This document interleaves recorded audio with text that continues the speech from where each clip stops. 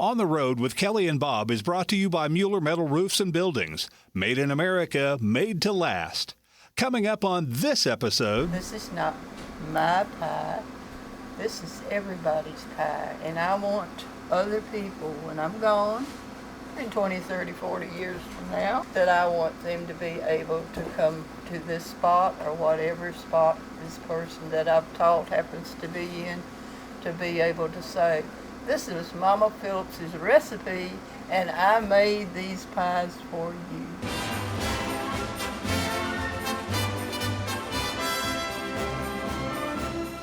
Hi, we're Kelly and Bob Phillips, and we are on the perpetual road trip of America's back roads, where the journey is always the destination. And you are always invited to ride along.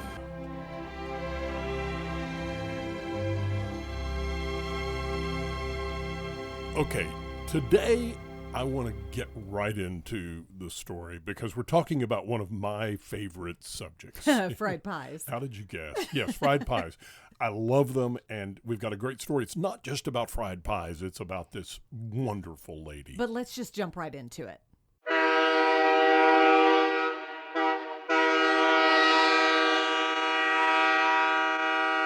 Bell Buckle, a quaint town of about 500 or so people, nestled among the hills, farms, and horse country of Tennessee.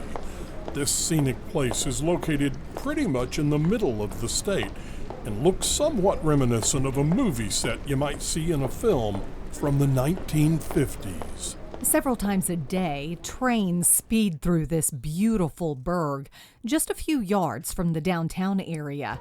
But that's been going on so long that folks here hardly notice. Here comes the train. I told you get to hear it. A train town. Mm-hmm. And how many times does this train come blowing through here? Monday through Friday, about 20 a day, and on the weekends, about 5 a day.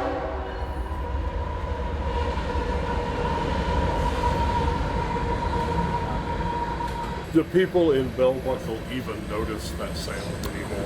Unless you're outside talking on a cell phone, probably not.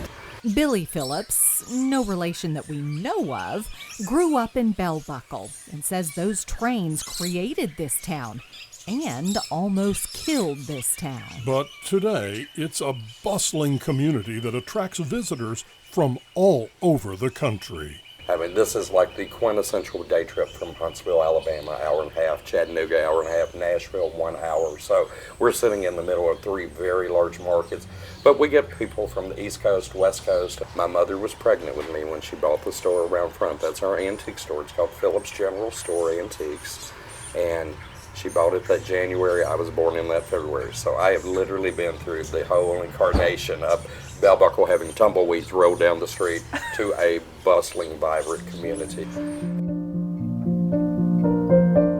The main drag here in Bell Buckle features a row of beautiful structures built in the style of mid to late 1800s architecture, Edwardian and Victorian. And just around the corner on Webb Street, you'll find Bluebird Antiques and Ice Cream Parlor, a place that routinely brings visitors not just from all over the country, but from all over the world. But the antiques and ice cream aren't the only things that draw people to this place. It's Billy Phillips' mother and her special skills with an iron skillet. Why iron skillet? Just because it holds the heat temperature And that changes everything, right? That changes the beauty of the pie. If you get it too hot, you burn it, or if you get it too hot, it doesn't cook the inside and burns the outside. So an iron skillet. Iron skillet, okay, got it. Is what you need. That lady there, standing over the iron skillet, that's Billy's mother. Does pretty much everybody call you Mama? Yes, they do. I'm Mama Phillips. How did Mama become Mama to everyone? Sadly, I think I did it. She did blame it on you. Yes, I shared her in social media, Facebook, You put a picture of a sweet little old lady carrying out a tray of fried pies, it's hard to turn down. Because in the world we live in, and you guys know this as much as anybody, there is so much negativity. There is so many uglinesses in the world. And when you see somebody who is kind and is sweet, that's making a homemade product and shares it with the world, it's pretty amazing. And why is 89-year-old Mama Phillips on her feet standing over a hot skillet? Well, if ever there was a good reason for that, this is it. Fried pies. Mama Phillips's fried pies. Mama Phillips is known for her fried pies. Now, where did you get this recipe for fried pies? From my mother and my daddy. They both cooked. Daddy cooked for the railroad. So I learned from the best. My mother was taught how to make fried pies by my grandfather at the age of 9. Now she's about to turn 89, so 80 years worth of experience. And one of the things I hear most frequently, which I think is the greatest compliment you can ever have, when people say, these are as good as my mother's or as good as my grandmother's, but even almost on a daily basis, we hear they're even better. And there's no greater compliment than somebody says something's better than their mother's or their grandmother's. Mama Phillips says that recipe she inherited from her parents isn't even written down. It lives in her head. But she was willing to show us how to properly prepare a pie. So first of all, you start with a piece of dough, and you want to make it into a little circle like this. You roll it out. This is your filling, which happens to be blueberry filling. Uh-oh. You want a good amount, not too much that would overrun the pie, but you have to learn how much to actually use. And you got a Miss Blueberry standing next to you. Yes. Right I had a feeling when you said, uh-oh, somebody liked it. Then you take your pastry brush and you go around the edge. Now the reason for this is that it's going to seal the pie so the filling will not come running out here and make a mess in your skillet. So you fold it over, push it down, take your sophisticated cutter here, Which is looks like the top of something. Gee, you're smart. Is this Yes. a top to a pot? It is, it's minus its little handle. Little knob. throw nothing away. Now you put it down, makes Would a you look at beautiful that? little And you have pie. a perfect pie. You carefully pick it up and bring it over to your skillet. And now it's happily just sitting there It's cooking in that oil. It's cooking.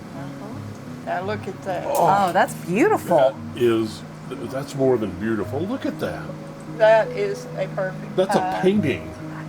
And what I like the most is when you put the filling in, you're not just getting a whole bunch of gel, you're getting the berries, you're getting the apples. That is correct. Billy Phillips says his mama, who as it turns out seems to be the mama to everyone that walks through the door at Bluebird Antiques and Ice Cream Parlor, stands there cooking almost every day of the year because she doesn't want anyone to go without one of her fried pies. But it didn't take long for us to realize that while her pies are indeed yummy, it's not the apples or the peaches or the blueberries or lemon filling that makes them so good.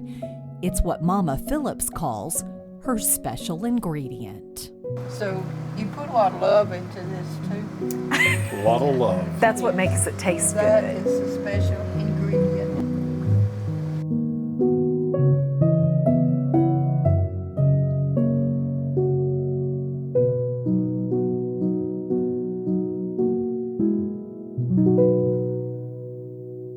Now, Bell Buckle, Tennessee typically has anywhere from 1,000 to 1,500 guests, except for on one special day. Billy tells us more. We have the RC Cola and Moon Pie Festival.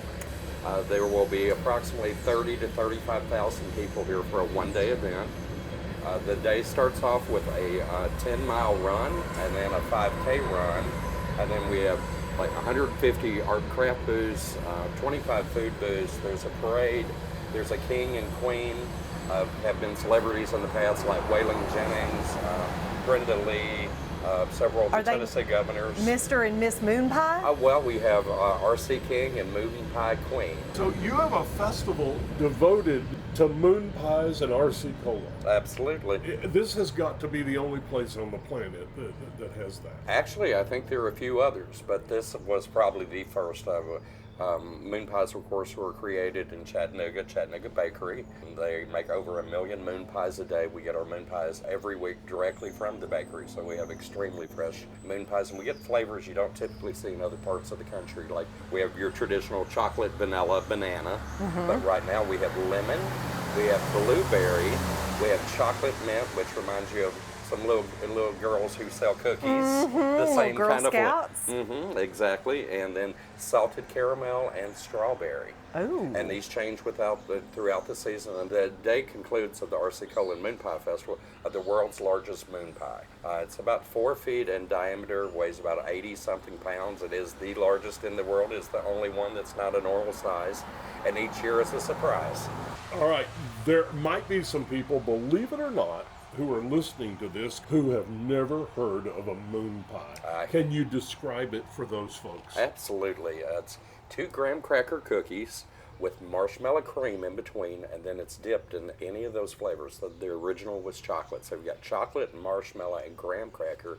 It's like a s'more. So we recommend our friends to heat them in the microwave for just a few seconds and then add a scoop of ice cream to it. Ooh. And then on top of the moon pie, you also celebrate the RC Cola, which is it's a Coke with a lot more jolt. It's sort of a cross between a Coke and a Pepsi. It's also a Southern icon. It comes from Georgia. Those two products were paired together during the Depression because they were both inexpensive. RC was much larger than its counterparts for the same price or less, and the moon pie was about the size if you take your thumb and your middle finger and put it together. So it's a pretty good size snack and about 1.25 inches thick. And you could buy each of those products for 6 cents each, or if you bought them together, you got them for $0.10. So they called it a working man's lunch or a poor man's lunch. Meal. Absolutely. We didn't know as much about carbs back then as we do now, but those men worked a lot harder than us men do now. Exactly. We're not plowing fields, we're not digging ditches. Right. And let me say this, the town of Bell Buckle, Tennessee, not Belt Buckle. No, just Bell. Bell. Ding-a-ling-a-ling, Bell Yeah. Buckle. Is that not one of the most charming places we've ever... It's quaint. Quaint, that's an even better Quaint. word. Charming and quaint. Folks, do yourself a favor. If you find yourself in that part of the United States, in Tennessee, or You've got to go visit Bell Buckle, try one of the fried pies, but just walk around the town. yeah, it's great. It's about an hour or so south of Nashville, easy to get to, and it's like stepping back in time. I promise you, it will be time well spent to go there. And Mama Phillips is somebody you need to meet. Thanks for joining us on the road with Kelly and Bob. You can download it on your free Odyssey app and listen anytime, anywhere.